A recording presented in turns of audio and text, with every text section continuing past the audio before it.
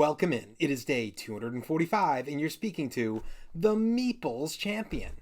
And today, we're going over a game that I have a bunch of this game. I admittedly overbought the game.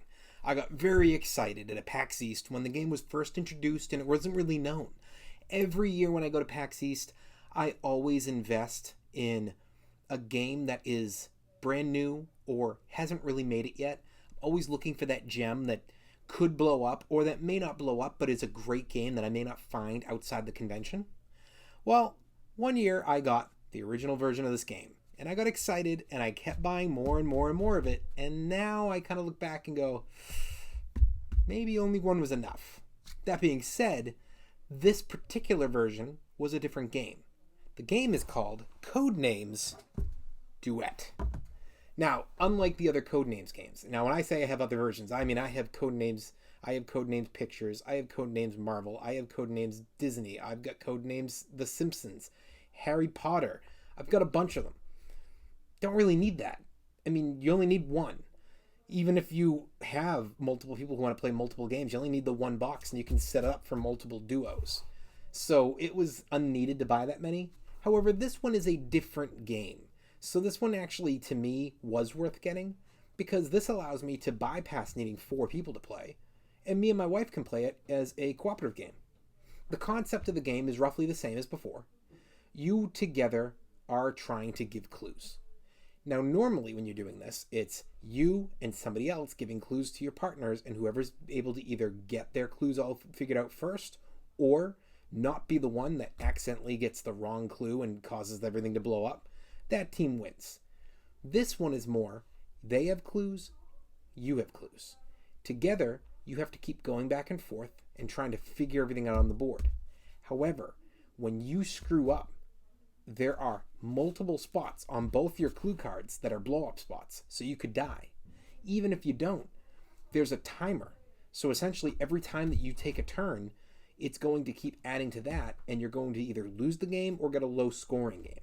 So it's a real back and forth because you're trying to find out how to streamline the ability to connect and be able to really give one word with a number and get as many things on that board as possible. It's an interesting game.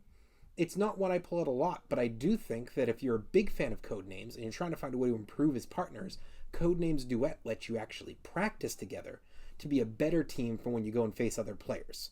So if you're looking at it from the not necessarily competitive I want to win standpoint, but competitive I want to have fun because I don't feel like we can never compete standpoint, this is a great one for training, but it's still just fun to play together. It's a fun game. That being said, why don't we jump into our 7 categories and judge us on its own and see where it lands.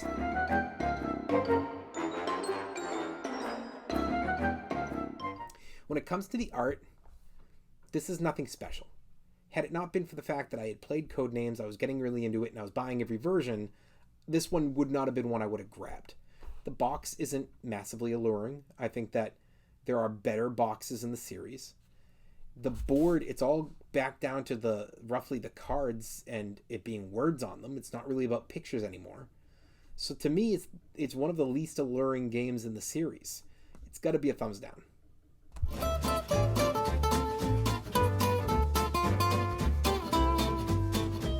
Components. Cards are good quality. The cards that give you your clues are good quality. The pieces you put over them to represent that you're finding spies or that you've been caught by one of the enemies or anything like that are a nice cardboard.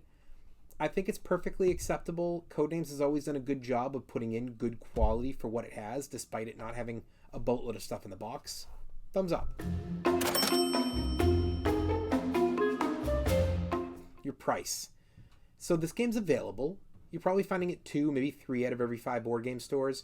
You're going to occasionally find this in a Target, maybe a Barnes & Noble, but Target's more of the Codenames location. And it's 20 to 30. It's not massively expensive. You'll find this a reasonable price. It's a worthwhile game, especially if you're a big co-op, or 2-player style game. So, thumbs up. Your difficulty. So it's a party game. That means you're losing a lot of your experts, and because of the game that it is, you may lose some of your experienced. I think this game is easily going to grab your beginners and a half of your experienced. I think it's a 50-50 on the experience. Your experts are out. Your kids, the kids could play it. There's possibilities. I just don't want to over push that. I think that's more 50-50 as well. So maybe like half the kids are okay with a game like this and they'll understand it. Maybe half the experience will enjoy it. And all of those beginners. That's your area, which is enough for me. Thumbs up.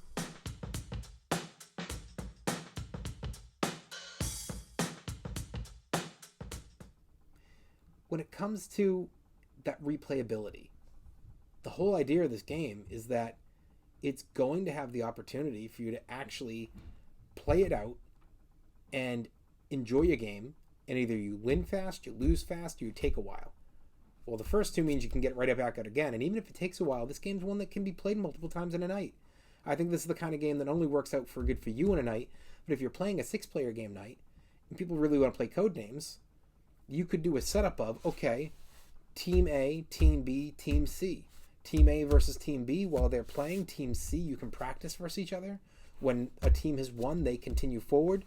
Team C moves in to face them. Team B goes for practice round playing duet. I think that's a great way to do it. That way, you can keep your people practicing, getting better, and then they can just cut off, reset the game, and give it to the team that just lost, and they can practice while you jump in to play the round. So it's actually great in that respect. So I think it has plenty of replayability in there. Thumbs up.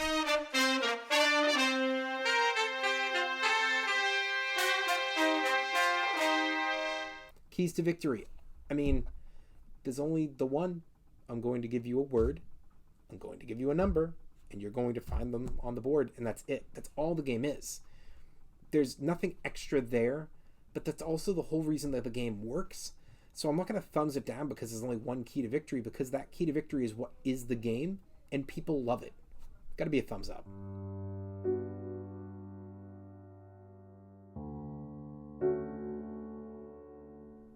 Unique. Is the game unique?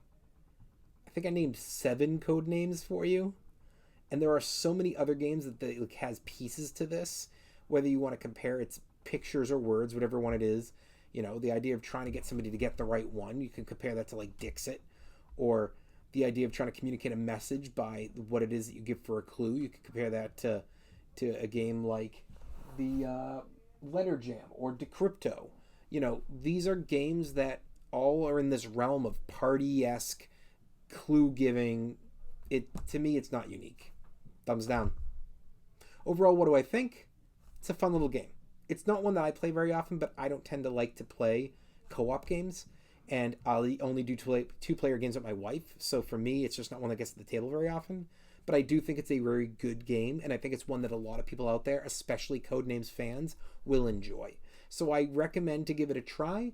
And I think that there's nothing wrong with just picking up and taking a try on it as a bought game without having played it first. I don't recommend to do it, but I'm not against it.